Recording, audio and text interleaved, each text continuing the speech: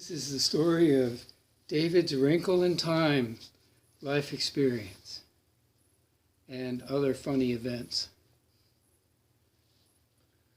Okay, my name is David Shirt.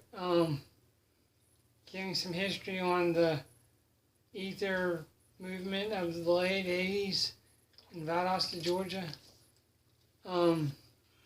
It started for me because there were people that were older than me that were actually part of what was going on in Athens, Georgia. And Athens, Georgia in the late 80s and mid 80s had a prolific art scene. It was amazing. And I had friends that had lived in that, and they had moved down to Valdosta. One was a writer, one was a liturgical dancer, and she was good, and the writer was great. And they would be up in Athens in a bar, and Michael Stipe from R.E.M. would be hitting on her. Things, little stories like that I picked up on as a kid, you know.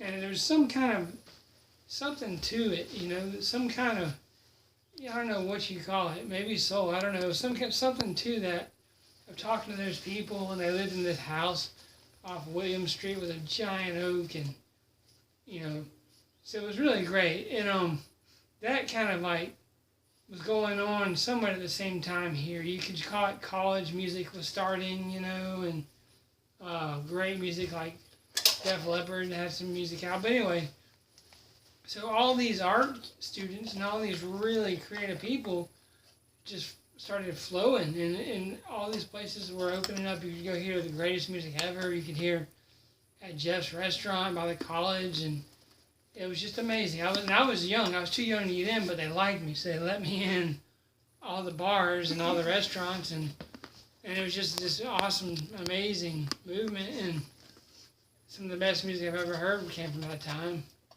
And then everything, there's some remnants of people that lived through it, like Ben Owens from Ben Owens Music and Rimerton and people like that. And we talk about it every now and then, but basically everybody graduated and there were no jobs and everybody left, and the whole town dried up and became a hellish desert.